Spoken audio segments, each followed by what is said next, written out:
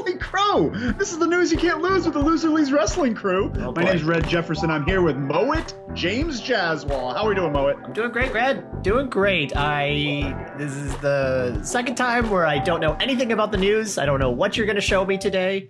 I'm just flying. This is with my pants off. Is that the term? I don't know, but I'm ready for it. I love the idea of you flying with your pants off. Well, because I feel it's crazy, and I feel like just all out of sorts. You know, anything could happen. That's Lord the term, God. Isn't it? Sure. That's exactly the term, Mowat. Well, we're covering news from August 23rd to August 29th of 2020, and it's only the news that we care about, because there's a lot of things that happen and a lot of opinion, and I don't care about most of it. Isn't that fair, Mowat? Do you care about most of the news that happens? In wrestling? Hell no. In wrestling. Yeah, right? No. There's a lot of news to care about in the world, but in no, wrestling. Come on. In wrestling, there's maybe 3 or 4 things that happen a week that matter. Right now, I think we have 5 or 6. There's a couple big ones. I'm hoping you count some of them. Let's see.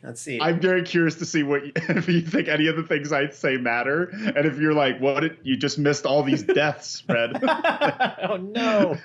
Yeah. Let's see. The first one we have up here, and one I realized I started writing these throughout the week before we covered our AEW review, so there's a little bit of an overlap. Forgive me, but I was super excited on Monday when I found out that FTR is being managed by Tully Blanchard. Okay, that's all right. That's within the week, I guess. Yeah, it's week's news. That's within the week. It was early this week. Just super happy about that. And we talked about the satin jackets, and we could talk about that all day. But Mowat, are you super excited for this Tully Blanchard pairing with FTR? I am curious to see where it goes. I can't say I'm excited. I don't know where they're going. I'm getting faction fatigue in AEW, I think, right now. If you asked me a couple weeks ago, maybe I think I would have been a little bit more excited. But right now I'm just getting wary.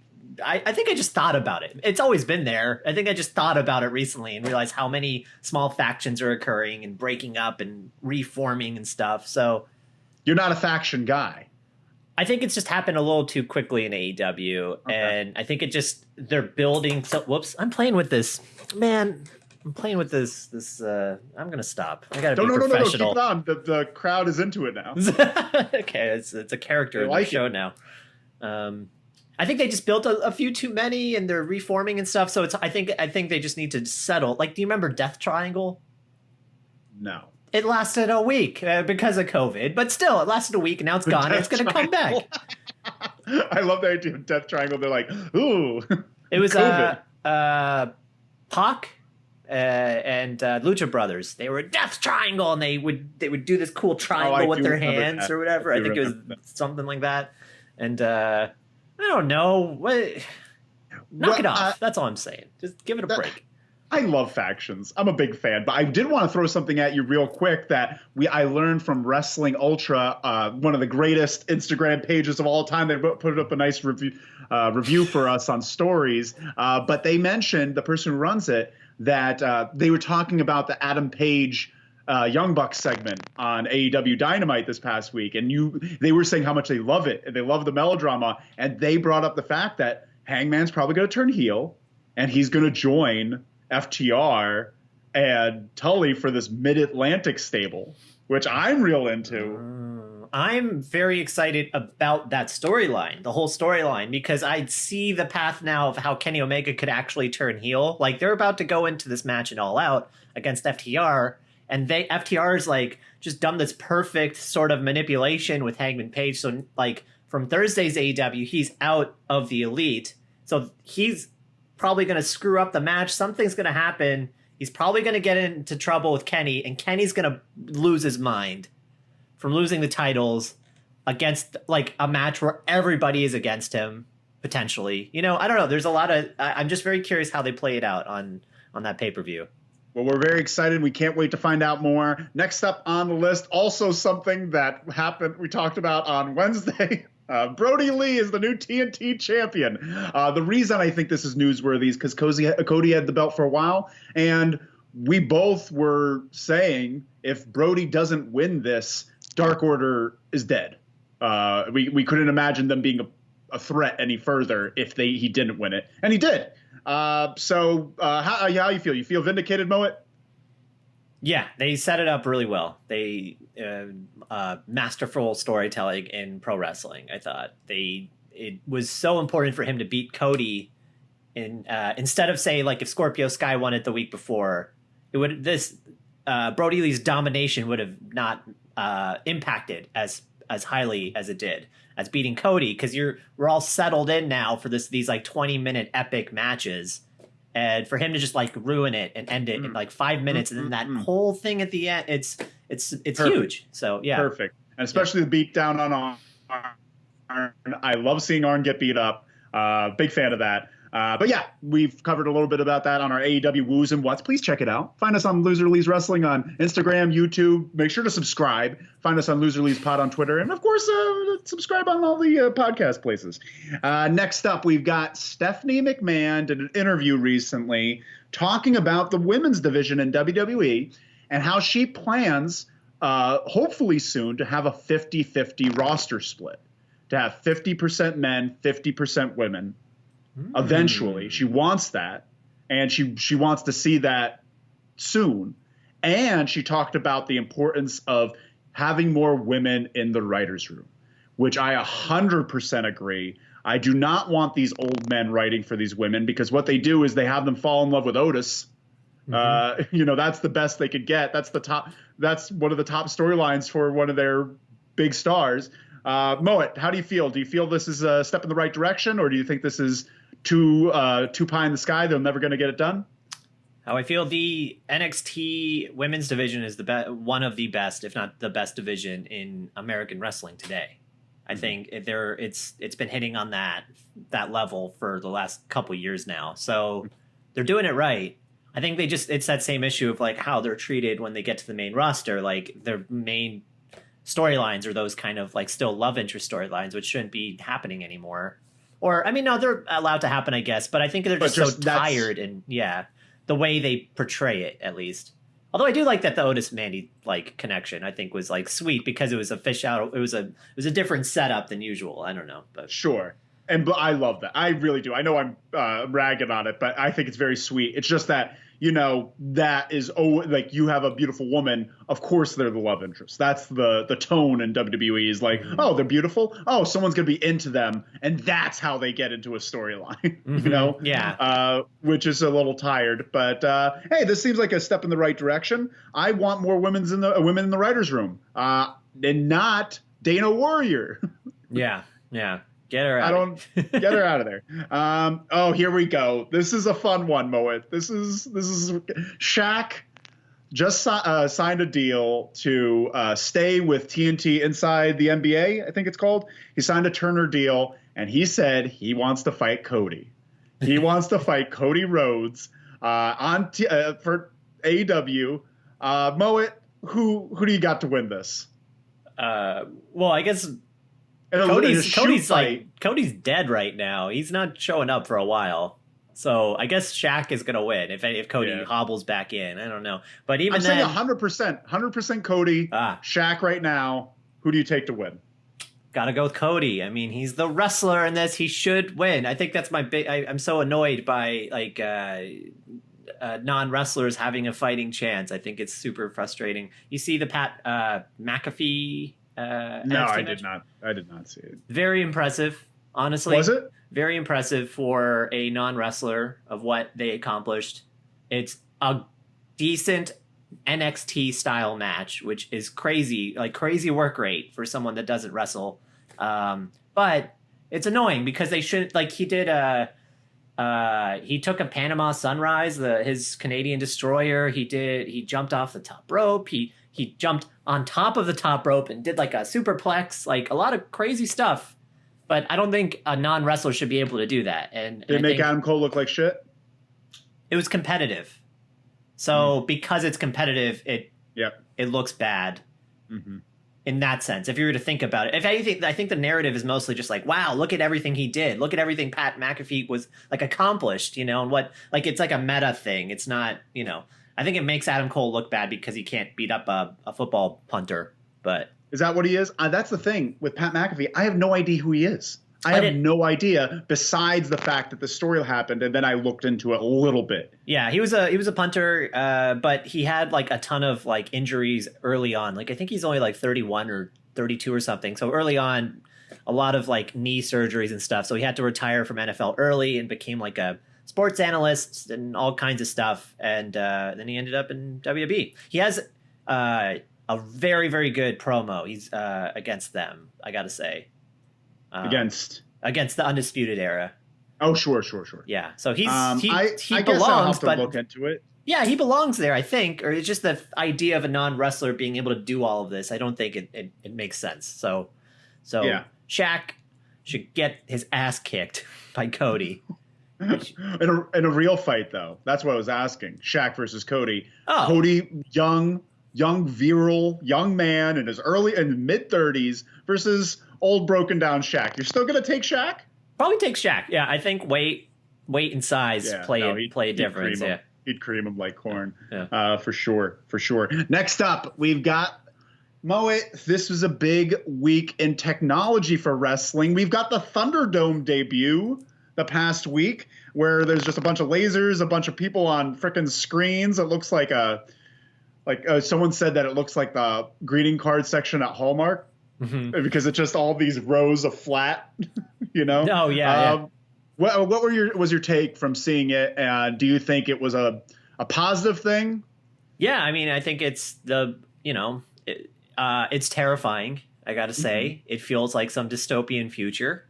Mm-hmm. But besides that, because hey, we're living in a dystopian future right now. The world is crumbling, or at least America is. So it makes sense that this would happen. And because of that, I think it's great. I think it's fun. I think there's a lot of issues. Did you see all the stuff like what fans have been putting up? Yeah. I was going to get into that, where basically some fans put up pictures of Chris Benoit, of him like the last day or two before he committed the crimes. There's the KKK people wearing KKK outfits or doing KKK signs, something like that. Chris Jericho. They took a photo of Chris Jericho from a movie where he dressed up as a KKK member on a movie, and then put that in. So it was, yeah. They're just trolling, just straight up trolling. I'm shocked that they didn't expect that. Mm-hmm. I'm shocked that what do they expect when you have a bunch of assholes online watching wrestling? That's the comments section. The people that are doing this are the comments section, and all the most poisonous comments. Mm-hmm. Of course they're going to be showing their dick. Like, what else do you expect them to do? I'm shocked they didn't have someone on staff that's just looking at these things, taking them down immediately. Or switching them over. I'm shocked that they didn't have someone readily available to do that. I mean, they're on a delay, the fans, but also there's I don't know how hundreds of them. So I see how they could get a few that pass through or able to do that stuff. But yeah, it's messed up. It's crazy. Did you see last night Kenny Omega was in there?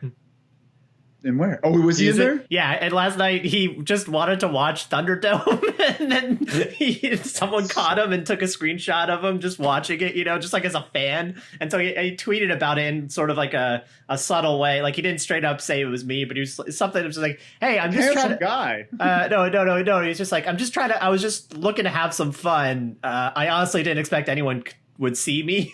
So just so funny. One of the top AEW stars just staring, this it's shitty web camera, Did he not know that he was being filmed? Of course he did. No, I think he thought that he wouldn't be center stage. He just wanted to see the experience. Yeah. I don't think he realized it would he didn't think anyone would notice because it's hundreds of people. He probably just didn't think it would just flash across or something, I would love for the Thunderdome deal to, wherever you are in the stands, is your view. I would love for that. I think that would be really cool, because right now they're viewing what we see on TV. Oh, yeah. They're viewing what we see on TV. So they'll be behind, technically, where they're facing the opposite direction, but they're watching just what we see on TV. So I don't understand the incentive of even wanting to be on there. It's good because you get to be on TV. You get to be on TV, and that's fun. It's just the same as being, in front of camera on, getting those tickets. So you can be woo, and have a sign and, Who do you work? Who do I work for? Who do you work for, Mo? At the Amway Center? WWE? Who's got you? God. I've been in a negotiation, but that does not reflect my thoughts on how wonderful the Thunderdome is, and it's foolproof. Thunderdome apologist. That's what you are. Next up, man, one of our favorites, Moet, Keith Lee. He is now on WWE Raw. He had his debut, and like, I don't know if you caught any of it, but he's got new attire, new theme music that just sucks. He had a weird promo with Randy Orton, followed by a match which, made him look okay, looking pretty good, but he definitely didn't look as strong as I would have wanted him to out the gate. What are your thoughts on his coming in, and do you think they made a bunch of mistakes? Man, I didn't actually get a chance to see it. I've seen photos of the skirt that he was wearing or something, whatever, just like different ring gear. Apparently, I guess he shaved his goatee or whatever he had. Yeah, I don't know, which is He had like a beard going. Or a beard. It wasn't really but they just like switched everything out like just overnight. So I don't know. Do you have thoughts? Just to give you some, I hate it. I absolutely hate it. Well, because the thing is, the first thing we get is his music. I don't mind him clean shaven. Actually, I like him better clean shaven because he looks bigger. Like he looks like more massive with that big fucking head of his. So when his music hit, and you have to listen to this because I think his old music was CFO, whoever they were working with to do their music, and it was good. I liked it, and it sounded epic for him. This one, he comes out, and they have this weird digital thing like "Bask in his glory, he is limitless," and then all of a sudden it goes into the most generic hard rock, the most generic rock. What does it sound like? Bask in his glory, he is limitless. Is that how? I was just trying to duet with you. Is that how that? No, but it was only at the beginning. Oh, so it was only at the beginning. Where it's just like bask in his glory, he is limitless, and then changes song completely. Just, it doesn't sound like the same song. Like it doesn't sound like 1600s monk on EDM. Is that what that sounds? Is that the beginning? Bask in his glory. Is that what that sounds like? What is that? I love that when I said that, I was thinking my brain robot voice, but you heard like Gregorian monk. Yeah. That's fun. Actually, that would be perfect for his theme music if he had a bunch of old school Gregorian cantors that's just like bask in his glory, dun, dun, dun, dun, dun. Have some organs playing. Like, and he comes out and he's just like smiling and dun, dun, dun, dun, dun, dun. I would love that. But he comes out, and it's fine at first because he's just talking to Randy Orton. Kind of long-winded because Keith Lee is very long-winded, and so is Randy Orton. They're both very long-winded and both take their fucking time. Yeah. So it took a long, long time. The match itself, when he comes out in his ring attire, so he's wearing this, he's wearing his shorts underneath, and then he's got the skirt, and he's covering up his body. He's got like a sleeveless shirt, almost like what Rey Mysterio was wearing when he was back and he didn't want to show his body, or D'Lo Brown wears, you know what I mean? Like just the thing to cover up. And it took away from his size. Like if you put that on, I think they put it on because they're like, hey, you're not in shape or something. But that's part of his appeal is that he's just so immense. Yeah. That's why I enjoyed it. I was just wondering if this might sound offensive, and I hope it doesn't, because like there's a part of, this isn't a good start to this sentence. I can't wait. No, because he's a large man that can do flips and everything. He like anything like essentially a luchador can do, he can do. And that's what makes it so crazy. And like part of it is actually seeing his body and being like, he looks like that and he can do that. Does that make sense? Yeah. Okay, good. The juxtaposition of the two. Yeah. Like when he faced up against Brock Lesnar at the Royal Rumble, like they were neck and neck, same size head, like same size body. And even like though he's chubbier, you see that he's just as much muscle as Brock. Like you hiding that no longer makes him seem like broad and bulky. He just looks like a fat guy. Mm-hmm. You know, you don't see the definition, his fat abs. He's got fat abs. Mm-hmm. Show me those fat abs. Mm-hmm. In general, he had a match. Oh, sorry? Oh yeah, I was just gonna say I feel sort of indifferent to this whole scenario though, and just in general because I perceive that when they graduate from NXT to main roster, they're just dead. They're just going to a graveyard. So like I think rarely they'll actually grow to be something compared to the major amount of people that go and just kind of get tossed aside. I think about Imagine Ricochet. that they put Samoa Joe in a shirt. You know, like it's just like or anyone else just change their attire so they look different or less impressive. I don't know. Yeah, I mean, there's a Viking. What is it? Viking Raiders, War Raiders. They were the Viking Experience. They were the War Raiders.